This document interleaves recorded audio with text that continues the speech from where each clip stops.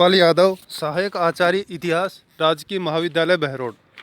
आज हम इस वीडियो के अंतर्गत बीए पार्ट प्रथम राजस्थान का इतिहास के अंतर्गत पृथ्वीराज चौहान की उपलब्धियां के संदर्भ में चर्चा करेंगे। राजस्थान के इतिहास में राजपूत युग के अंतर्गत हम देखते हैं कि चौहान सत्ता का भी महत्वपूर्ण स्थान रहा है और चौहान सत्ता जिसका उद्भव हम देखते हैं कि अजमेर में होता है। अजमेर और नागौर का जो ये क्षेत्र है, यहाँ पर चौहानों की गतिविधियों का यह क्षेत्र रहा है। इस क्षेत्र में चौहानों के शासकों ने अपना प्रभुत्व स्थापित किया और यहाँ से चलकर हम देखते हैं कि चौहानों के द्वारा दिल्ली के ऊपर भी अधिकार कर लिया जाता है। अजमेर के शासकों में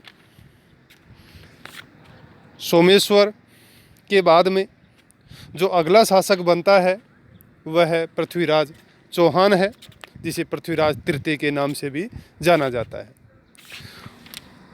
पृथ्वीराज तृतीय भारतीय इतिहास में एक महत्वपूर्ण शासक हुआ है। पृथ्वीराज के द्वारा न केवल मुस्लिम आक्रमणकारियों को खदेड़ा जाता है, अपितु उसके द्वारा भारतीय शक्तियों के साथ में भी संघर्ष किया जाता है।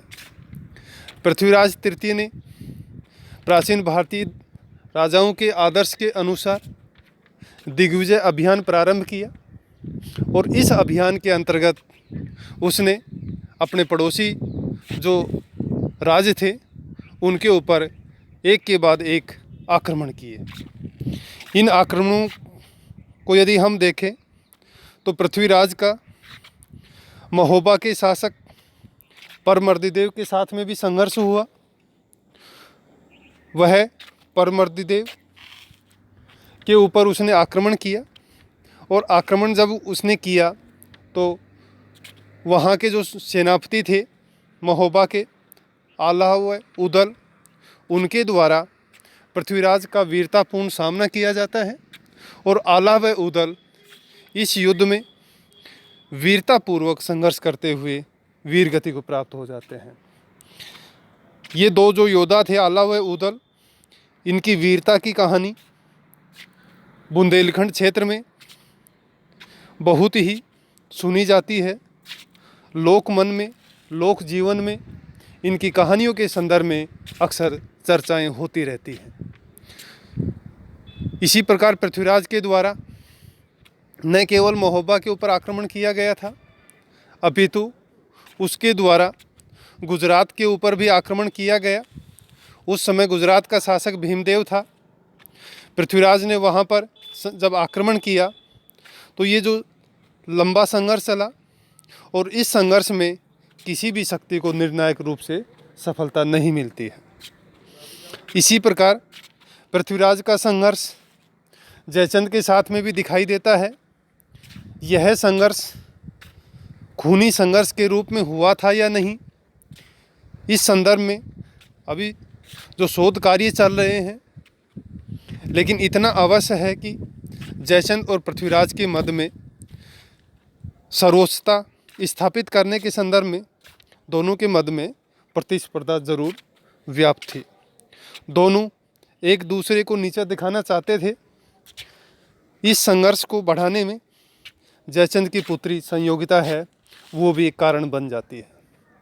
जयचंद की पुत्री जो संयोगिता थी, पृथ्वीराज के द्वारा उसे स्वयंवर के दौरान अपहरण कर लिया जाता है और उसके साथ में पृथ्वीराज ने फिर विवाह कर लिया। इससे जयचंद है, माना जाता है कि जयचंद इससे बहुत ही नाराज़ हो जाता है और कुछ इतिहासकारों का ये मानना है कि जयचंद के द्वारा फिर मोहम्मद गोरी को भारत पर आक्रमण करने के लिए आमंत्रित किया गया था। लेकिन मोहम्मद गोरी केवल जयचंद के बुलावे पर ही भारत में नहीं आया था, वह बहुत पहले से ही भारत के ऊपर अधिकार स्थापित करने के लिए प्रयास कर रहा था। एक के बाद एक उसने प्रयास किए। पहले उसने गुजरात की तरफ अधिकार करने का प्रयास किया, लेकिन गुजरात में जब नायिका देवी के द्वारा आबू पर्वत के निकट कासहरड के युद्ध में जब उसे पराजित कर दिया, तब वह उसका गुजरात का जो मार्ग था वह बंद हो जाता है और फिर मोहम्मद गोरी है वह पंजाब की ओर से भारत में घुसने का प्रयास करता है।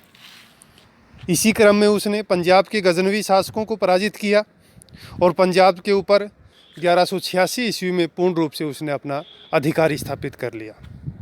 1186 में जब उसने पंजाब के ऊपर अधिकार स्थापित किया, वहाँ से ही पृथ्वीराज एवं मोहम्मद गोरी के मध्य में संघर्ष के जो कारण थे वो बनने प्रारंभ हो गए थे, क्योंकि अब दोनों शासकों की सेनाएं हैं वो एक दूसरे के सीमाओं में लगने लग गई थी।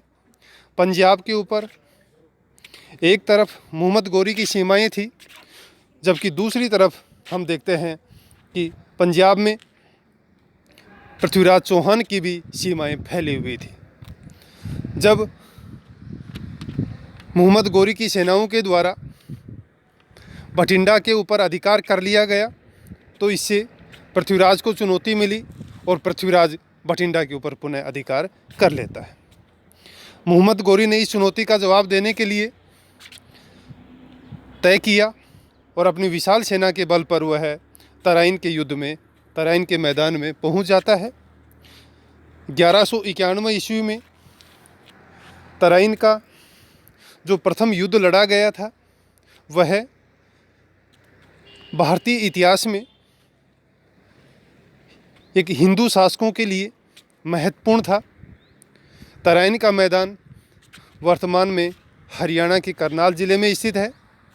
यह मैदान भारतीय इतिहास में इसलिए भी महत्वपूर्ण है क्योंकि इस मैदान से ही भारत में मुस्लिम सल्तनत की नींव है वो भी पड़नी स्टार्ट हो जाती है। 1191 में तराइन का जो प्रथम युद्ध लड़ा गया था, इस युद्ध में पृथ्वीराज चौहान के द्वारा मोहम्मद गोरी को पराजित कर दिया जाता है। उसका सेनापति जो पृथ्वीराज का था गोविंद राज, उसके द्वारा मोहम्मद गोरी के ऊपर जो वार किया गया था उससे मोहम्मद गोरी घायल हो गया और वह गिरने ही वाला था। उसी समय एक खलजी सैनिक के द्वारा उसे सुरक्षित युद्ध मैदान से हटा लिया जाता है। पृथ्वीराज की सेनाएं विजयी होती हैं, लेकिन पृथ्वीराज की सेनाओं ने भागते हुए मोहम्मद गोरी का पीछा नहीं किया और यूँ पृथ्वीराज के द्वारा एक भयंकर गलती की जाती है जो आगे चलकर हम देखते हैं उसके लिए ही, खुद के लिए बहुत ही घातक साबित होती है। और न केवल उसके लिए अपितु भारतीय इतिहास में हम देखते हैं बहुत ही एक निर्णायक मोड़ लेकर के हमारे सामने प्रस्तुत हुई थी। 1191 ईस्वी में एक तरफ पृथ्वीराज तराइन के प्रथम युद्ध में विजयी हो गया था और विजयी होने के बाद में पृथ्वीराज है वह आमोद प्रमोद में लग जाता है और दूसरी तरफ मोहम्मद गोरी है वह गजनी लौटता है और गजनी लौट कर के मोहम्मद गोरी है वह अपनी सेना को पूर्ण रूप से प्रशिक्षित करता है, तैयार करता है और पुनः आक्रमण करने का निश्चय करता है। इसी अभियान के तहत वह जब उसकी सेना की तैयारी पूरी हो जाती है तब 1,20,000 घुड़सवार सैनिक वह लेकर के और तराइन के मैदान में पुनः 1192 ईस्वी में पहुंच जाता है।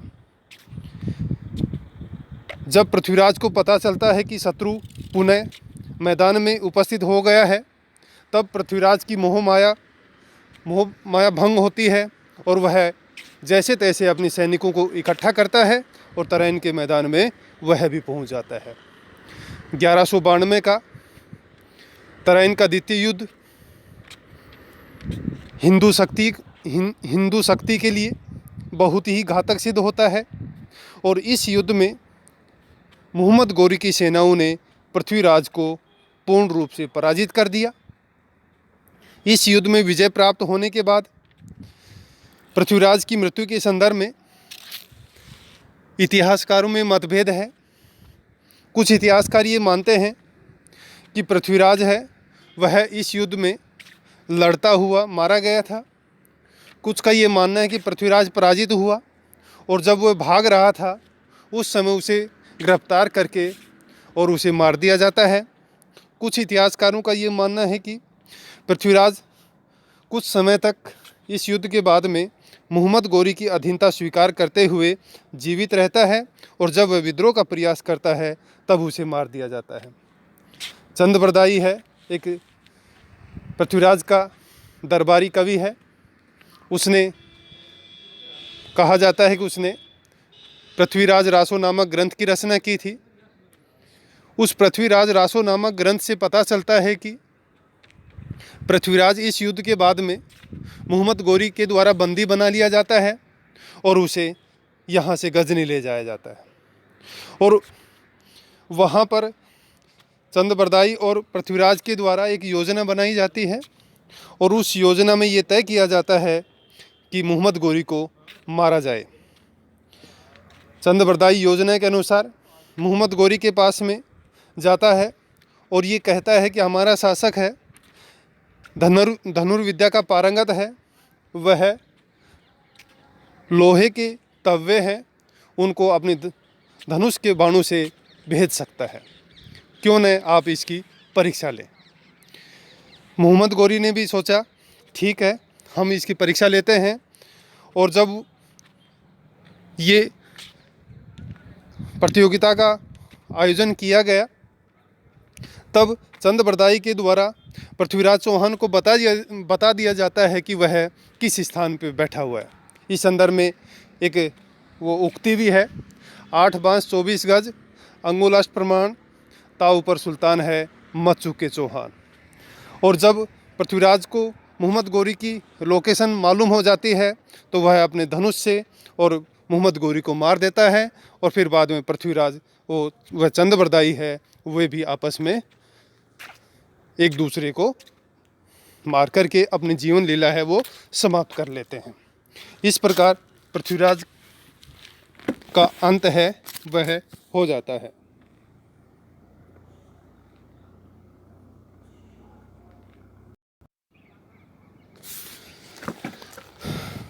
पृथ्वीराज की यदि पराजय के कारणों को हम देखें तो ये मान सकते हैं कि पृथ्वीराज की व्यक्तिगत भोग विलासिता और उसकी असावधानी उसकी पराजय का एक मुख्य कारण थी। जिस समय उसे अपने कर्तव्य का निर्वाह करना था उस समय वह राग रंग में डूबा हुआ था। संयुक्ता अपहरण उसकी रसिकता एवं भोग विलासिता इसका ज्वलंत उदाहरण है। उसके इस कृत्य ने जयचंद व अन्य शासकों को भी विरोधी बना दिया था। डॉक्टर दशरथ शर्मा के अनुसार युद्ध कला में पृथ्वीराज मोहम्मद गोरी से न्यून था। वास्तव में गोरी एक निपुण व चालाक सेनानायक था। उसने संधि वार्ता के बहाने पृथ्वीराज को असावधान कर दिया और अचानक उस पर धावा बोल दिया, किंतु शत्रु पर धोखे से आक्रमण न करना और भागते हुए सैनिकों का पीछा न करना राजपूतों के आदर्श थे। गोरी ने राजपूतों को संगठित होकर लड़ने का अवसर ही नहीं दिया। मोहम्मद गोरी की तुलना में पृथ्वीराज के पास सैनिकों की कमी थी। इसका कारण यह था कि पृथ्वीराज के अनेक सेनानायक तथा सीमांत रक्षा के लिए तैनात सैनिक दस्ते समय पर नहीं पहुंच पाए, अतः उसे थोड़ी सी सेना के साथ ही तराइन के मैदान की ओर बढ़ना पड़ा। स्थानीय साहित्यिक रचनाओं के अनुसार पृथ्वीराज का अश्वाधिपति गोरी से मिल गया था और उसने जानबूझकर पृथ्वीराज को ऐसा घोड़ा दिया जो आगे बढ़ता ही नहीं था। किंतु डॉक्टर गोपीनाथ शर्मा ने कहा है कि यह कथा युद्ध की पराजय को छिपाने का एक बहाना मात्र है। वास्तव में इन कथाओं पर विश्वास नहीं किया जा सकता। वास्तव में पृथ्वीराज की पराजय का मुख्य कारण गोरी की चालाकी के अतिरिक्त उसकी कुशल व्यूह रचना थी। गोरी ने शत्रु पर निर्णायक चोट करने के लिए 1,20,000 घुड़सवारों को सुरक्षित रख छोड़ा था। 1,20,000 जो उसकी घुड़सवार सेना थी उसमें से 12,000 अश्वारोहियों को उसने सुरक्षित किया था, जिसने थकी हुई राजपूत सेना पर निर्णायक प्रहार किया। भारत के तत्कालीन शासकों में विद्वान वैमनस्यता की भावना भी इस पराजय के कारणों में एक कारण बन जाती है। इस प्रकार यदि हम पृथ्वीराज का मूल्यांकन करें तो ये मान सकते हैं कि पृथ्वीराज तृतीय एक योग्य सैनिक, कुशल सेनानायक, योग्य प्रशासक, श्रृंगार प्रियता और रसिक प्रियता आदि गुणों से युक्त चौहान वंश का सर्वाधिक ख्याति प्राप्त शासक था। वह विद्वानों और कलाकारों का आश्रयदाता था उस समय के अनेक प्रसिद्ध विद्वान जयानक, विद्यापति गौड़, वागीश्वर, विश्वरूप, चंद्रबरदाई आदि उसके दरबार की शोभा बढ़ाते थे। विद्वानों में वाद विवाद आयोजित कराने के लिए उसने पद्मनाभ नामक मंत्री को नियुक्त किया था। पृथ्वीराज की रसिकता संयुक्ता अपहरण से प्रमाणित होती है।